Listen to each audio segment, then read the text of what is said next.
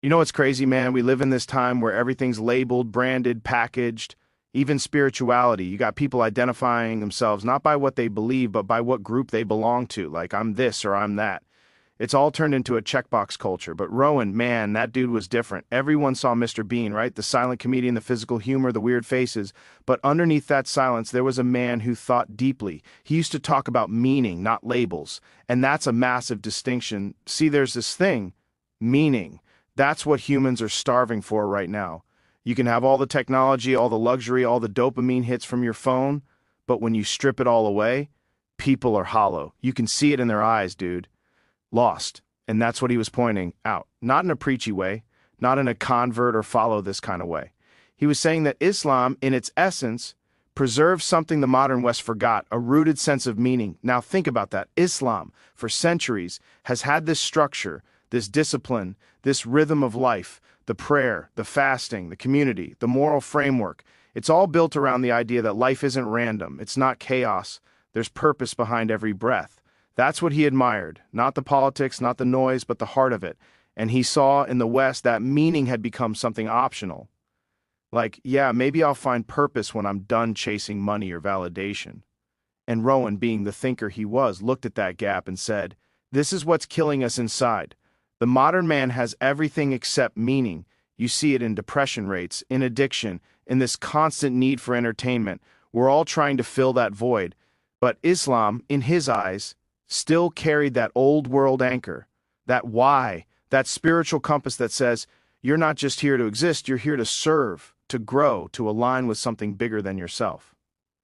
And here's the thing, he wasn't saying this like some religious preacher. No, man, he was observing. He saw that even people who weren't Muslim could look at Islamic principles and find something deeply stable in them. The discipline, the moral clarity, the humility before God, that's what he found powerful. Because in the West, humility is almost extinct. Everyone's chasing clout, validation, status. But Islam, at its core, teaches surrender. That's what meaning is built on, surrendering the ego. So when he said the modern West lost meaning, he wasn't talking about atheism or lack of church attendance. He meant the deeper rot, that we stopped believing life had sacred weight, that everything became ironic, transactional, commercialized, even spirituality got monetized. And he was looking at Islam not as a convert or a critic, but as an observer of truths that last. That's why this line hits so hard, man. Because you can feel that he wasn't talking about religion like a club. He was talking about connection. To him, Islam had preserved meaning in a world that had turned everything into a meme. You know what's wild, man? When you really listen to what he was trying to say, it wasn't about dogma, it was about alignment. Like, he saw the world spinning out of control, people trying to redefine everything, gender, morality, truth, even what it means to be human. And he's sitting there going, hold up, we've lost the plot. Because once you lose meaning, you lose the map. You can't tell what's right or wrong anymore, what's deep or shallow, what's real or fake. Everything becomes performance. And that's what he meant. The modern West had lost meaning because it turned everything sacred into content. And Islam, in his eyes, was one of the few systems left that hadn't caved into that chaos. Like, you could agree or disagree with it, but you had to respect its coherence. It still had an identity. It still had boundaries. It still had discipline. And discipline, man, that's what people are starving for right now. You look around and everyone's free, but nobody's grounded. Everyone's got options, but no direction. That's a dangerous kind of freedom. Freedom without structure is just drift. Rowan saw that. He'd talk about how structure gives birth to creativity, how limits make art beautiful. Same thing spiritually. He said meaning doesn't come from doing whatever you want, it comes from doing what you should. That's what resonated with him in Islam, that life is a moral discipline, not a random experiment. The 5 prayers, the fasting, the humility, it's like a built-in reset system for your soul. He said it was like humans got a user manual thousands of years ago, and modern man threw it out because he thought he was too smart for it. And when he talked about the West losing meaning, it wasn't hate, it was sorrow. Like, he loved the art, the science, the progress, but he could see the burnout coming, the anxiety epidemic, the loneliness, the suicides, the moral confusion. It's all signs of a culture that's forgotten why it exists. He believed Islam still had that why, that even in struggle, even in poverty, people of faith had something unshakable inside them. He once said, not publicly, but in a conversation that got passed around later, that the real wealth of a civilization isn't its GDP, it's its spiritual balance. And that line, man, that's wisdom, because look around, we've got billionaires depressed, influencers crying on camera, people with everything but peace. And then you meet some old man in a simple village who prays 5 times a day and radiates calm, and you realize that's meaning. That's what Rowan was pointing to. He was saying Islam kept the weight of existence intact. It still treats life as sacred. In the modern West, everything's entertainment now, even tragedy, even death. But for Muslims, life and death are still sacred events. There's humility, there's accountability, there's remembrance. That's meaning. Rowan's take wasn't Islam is better. It was Islam still remembers. It remembers what we forgot, that life isn't supposed to be easy, it's supposed to be purposeful, that freedom without direction becomes emptiness. And that emptiness, man, that's what's eating us alive today. You ever notice, man, how people today are obsessed with identity? Everyone's building a brand, online, offline, in their heads. This is who I am, this is what I stand for. But it's all surface level, it's fragile. Rowan used to say something like, when your identity depends on other people's validation, you've already lost yourself. And that hits different now.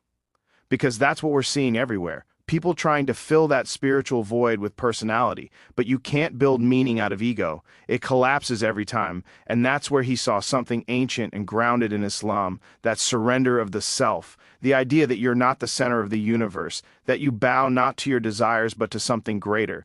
That concept, submission, it's powerful, man. It's the exact opposite of what the modern West celebrates. Over here it's all express. Yourself, follow your truth, you do you. But that kind of thinking, when pushed too far, breaks you. Because if you are your own God, then when you fall, there's nothing higher to reach for. He used to talk about that. Not in a religious way, but in a human way. He said people have mistaken pleasure for peace, like we've gotten so addicted to stimulation that we think happiness is just an endless stream of good feelings. But that's not peace.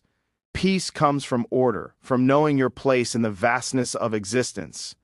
And when he looked at Islam, he saw that order, the prayers, the humility, the stillness, the way life revolves around remembering the Creator. He said that remembering something greater than yourself dissolves the noise. And that's meaning, right? That's what's missing in the West. People are smart, creative, technologically advanced, but spiritually they're empty. You can't engineer meaning, you can only surrender to it. That's what Islam reminded him of. That maybe the secret to meaning isn't more freedom, it's better obedience. Obedience to truth, to conscience, to divine law. And the wild part is, he saw how the modern world mocked that. People hear obedience or submission and they think weakness. But he said it's the opposite, it's strength, it's discipline, it's choosing structure over chaos. He saw Islam as this ancient discipline that still had the guts to stand against the tidal wave of modern confusion. You look around and everything. Fluid now, gender, truth, values, even reality, but Islam still says there's one God, there's truth, there's right and wrong. That's power, man, that's clarity, and Rowan admired that clarity. He said meaning comes from boundaries, that when everything becomes relative, nothing matters. That's the disease of our time. We made everything subjective, so nothing has weight anymore. He said you can't live in a world where everyone's truth cancels out everyone else's. You need something objective, something that doesn't move when culture shifts. For him, Islam had that immovable center. He wasn't preaching it, he was just acknowledging that maybe, in a world that's lost its sense of center, Islam had managed to keep its heart beating, and that's what he meant by returning to meaning. Not going backward, but going inward, going back to the essence of what makes us human, that awareness that we're accountable to something greater than ourselves.